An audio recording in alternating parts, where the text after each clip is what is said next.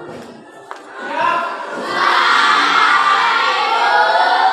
pagi semuanya, silakan duduk.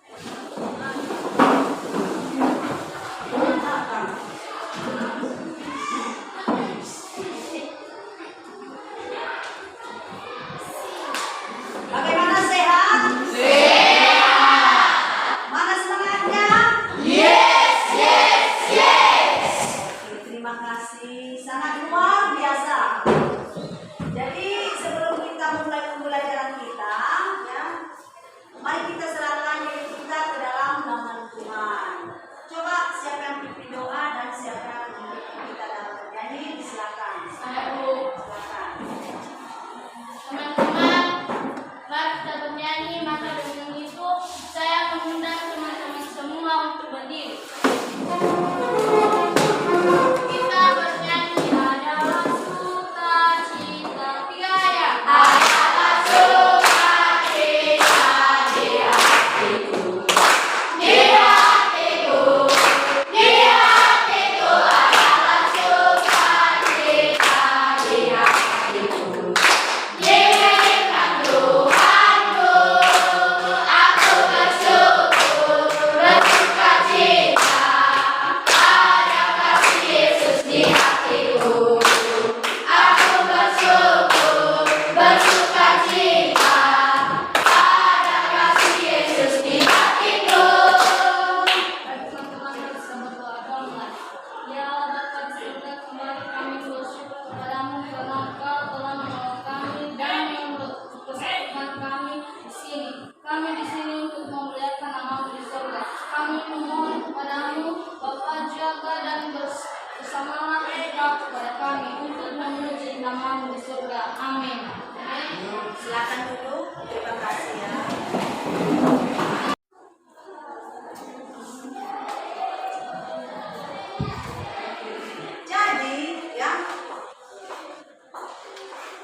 Jadi di situ ya, di situ kita bernyanyi dan berdoa.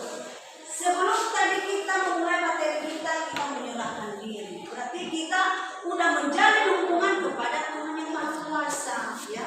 Kita menjalin hubungan kepada Tuhan yang Maha Kuasa. Berarti kita bukan memetik waktu itu, berarti kita bagi kepada Tuhan, ya kan? Iya. Nah, dan zaman-zaman sekarang ini waktunya berdoa saja tidak ada, waktu beribadah tidak ada, ya kan? Iya. Ya, jangankan anak-anak kami, ibu aja kadang udah terlambat, aduh, udah nanti aja saya berdoa, kan begitu. Jadi lumayan kalau nantinya kita berdoa juga, kan begitu toh? Iya. Jadi anak-anak kami berdoa itu pergi ke gereja ya, beribadah ya. Jadi sering membaca Alkitab adalah melatih diri bagaimana Anda ya bisa mendekatkan diri kepada Tuhan. Melatih Anda ya untuk berbicara dengan Tuhan yang Maha Kuasa. Melatih Anda untuk mencari-cari apa sebenarnya Tuhan itu, baik atau jahat. Kan begitu kan? Iya. Kita membaca Alkitab adalah menuntut kita dalam hal-hal dalam kebenaran. Ya. Berdoa ya, beribadah dan membaca Alkitab ya. Itu adalah tahap ya. Itu adalah jenjang kedekatan kita kepada Tuhan. Itulah.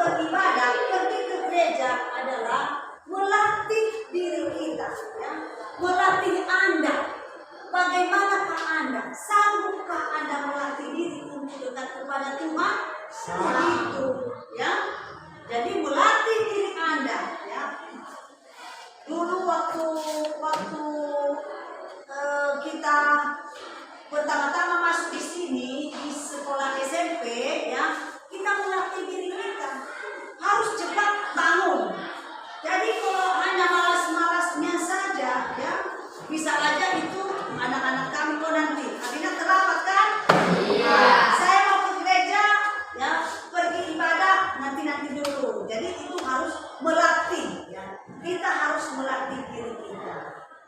Jadi kalau kita udah melatih diri kita, ya, jadi kita juga sering berdoa. Ya. Kita melatih diri kita untuk bisa, ya, berbicara kepada Tuhan melalui doa. Nah, itu anak-anak kami. Oh, yang sebentar. Karena saya mau baca. Jadi sampai di sini aja materi kita, ya. Sampai di sini aja materi kita. Minggu depan sampai berjumpa. Ya. Terima kasih waktu dan pembelajaran yang kita pelajari. Selamat pagi semua anak-anak.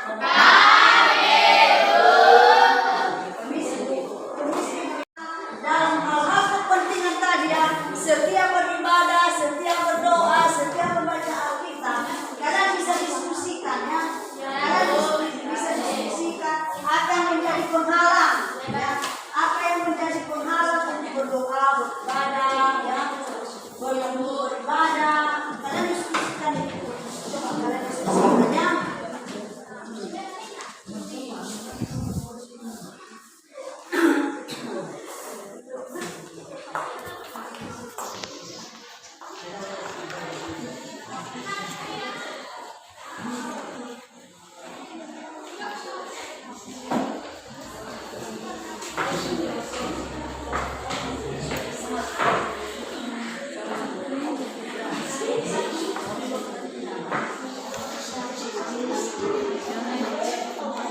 Udah anak-anak? Nah, jadi sekarang ibu tanya dari hasil diskusinya itu, ya, apa yang menjadi penghalang kalau kamu berdoa? Coba siapa yang tahu? Coba kalau kamu apa? Diganggu teman. Kalau kamu apa? Diganggu teman. Kalau kamu apa? Kamu apa? Kamu. Aku semua, ya, semua nggak ada alasannya, ya. Jadi yang menjadi halangan kita, ya, bisa juga kita diganggu oleh teman. Tapi kalau kita berdoa, di mana yang lebih bagusnya kita berdoa, kita berteduh. Coba siapa yang tahu? Saya, Bu. Jika kamu berdoa, masuklah ke dalam kamarmu dan tutuplah pintu dan berdoalah kepada Bapamu di tempat yang tersembunyi. Oke, terima kasih. Jadi kita berdoa di mana? Di Apalagi? Apalagi yang menjadi halangan kita untuk berdoa? Siapa? Karena tidak dikasih kolektor. Bisa juga, ya, karena orang tua nggak kasih kolektor, nggak ada kolektor. Ya paling juga sih ke gereja, ya kan? Iya. Bagaimana dari sini? Coba dari sini. Kenapa nggak ke gereja gitu? Malas. Bisa juga itu dalam hidup kita adalah malas. Jadi sekarang, ya, kita harus setia beribadah. Jadi malasnya itu itu. Jadi malas itu harus dihilangkan, ya. Dalam materi kita berdoa, beribadah, dan membaca Alkitab. Coba dulu, siapa yang tahu doa Bapa Kami? Jadi semua tahu, ya. Biarlah kita ucapkan dulu doa Bapa Kami, kita mulai.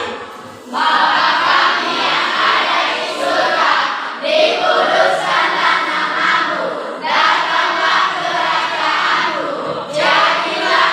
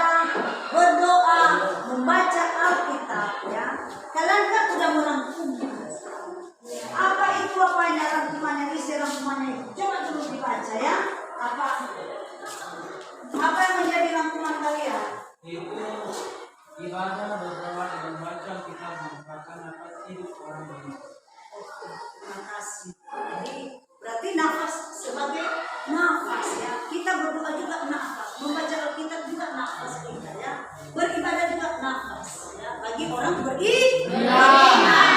Ya, siapa lagi? Coba yang ini kelompok B. Ibadah, berdoa, dan membaca Alkitab merupakan napas hidup orang beriman. Sebagai napas hidup, 3 hal itu merupakan penopang utama bagi kehidupan orang beriman. Ada banyak alasan yang menghalangi remaja untuk setia beribadah, berdoa, dan membaca Alkitab. Namun dari dalam diri sendiri haruslah lahir kesadaran untuk menjadikan ibadah, doa, dan membaca Alkitab sebagai napas hidup. Iya, berarti bersamaan ya. Coba kamu, siapa lagi di sini dari kelompok OB? Coba. Ibadah, berdoa, dan membaca Alkitab merupakan nafas hidup orang beriman.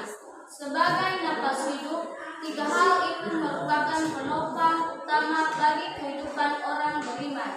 Ada banyak alasan yang menghalangi remaja untuk setia beribadah, berdoa, dan membaca Alkitab. Namun dari dalam diri sendiri haruslah lahir kesadaran untuk menjadikan ibadah, doa, dan membaca Alkitab sebagai nafas hidup. Oke, terima kasih. Coba dulu kita dengarkan dari kelompok B. Apa saja? Coba rangkumannya lagi. Ibadah, berdoa, dan membaca Alkitab merupakan nafas hidup orang beriman. Sebagai nafas hidup, 3 hal itu merupakan penopang untuk bagi kehidupan orang beriman. Ada banyak alasan yang menghalangi remaja untuk setia berdoa, beribadah, dan membaca Alkitab. Namun dari dalam diri sendiri haruslah lahir kesadaran untuk menjadikan ibadah, doa, dan membaca Alkitab sebagai nafas hidup. Oke, terima kasih. Jadi rangkumannya sekarang kita udah tahu ya.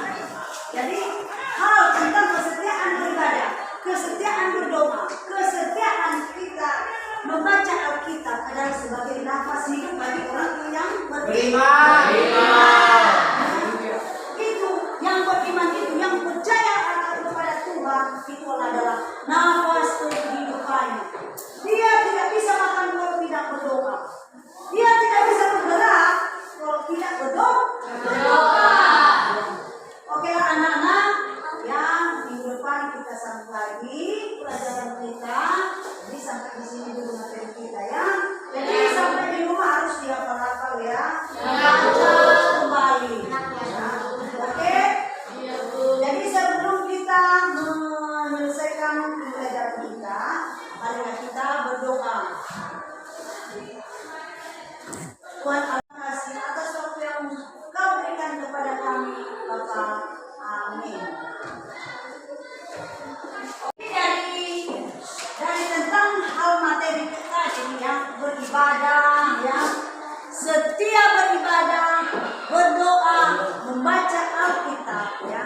Kalian kan sudah merangkumnya. Apa itu apanya rangkumannya, isi rangkumannya itu? Coba dulu dibaca ya. Apa yang menjadi rangkuman kalian? Itu ibadah, berdoa, dan membaca Alkitab merupakan nafas hidup orang beriman. Terima kasih. Jadi berarti nafas sebagai nafas ya. Kita berdoa juga nafas, membaca Alkitab juga nafas kita ya. Beribadah juga nafas ya. Bagi orang beriman. Ya, siapa lagi? Coba yang ini kelompok B. Ibadah, berdoa, dan membaca Alkitab merupakan napas hidup orang beriman. Sebagai napas hidup, 3 hal itu merupakan penopang utama bagi kehidupan orang beriman. Ada banyak alasan yang menghalangi remaja untuk setia beribadah, berdoa, dan membaca Alkitab. Namun dari dalam diri sendiri haruslah lahir kesadaran untuk menjadikan ibadah, doa, dan membaca Alkitab sebagai nafas hidup. Iya, berarti bersamaan ya. Coba kamu, siapa lagi di sini dari kelompok OB? Coba. Ibadah, berdoa, dan membaca Alkitab merupakan nafas hidup orang beriman. Sebagai nafas hidup, 3 hal itu merupakan penopang utama bagi kehidupan orang beriman. Ada banyak alasan yang menghalangi remaja untuk setia beribadah, berdoa, dan membaca Alkitab. Namun dari dalam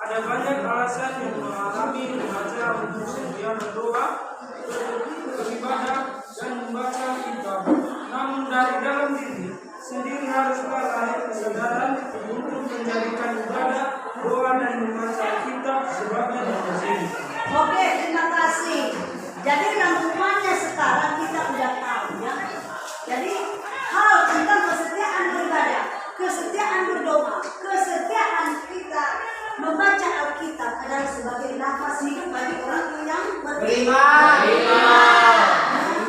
Itu yang beriman itu, yang percaya kepada Tuhan, itu adalah nafas kehidupannya. Dia tidak bisa makan kalau tidak berdoa. Dia tidak bisa bergerak kalau tidak berdoa. Oke lah anak-anak, yang minggu depan kita sambung lagi pelajaran kita. Jadi sampai di sini dulu materi kita ya. Jadi sampai di rumah harus dihafal-hafal ya.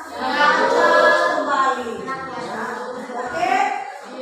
Jadi sebelum kita menyelesaikan pelajaran kita, marilah kita berdoa.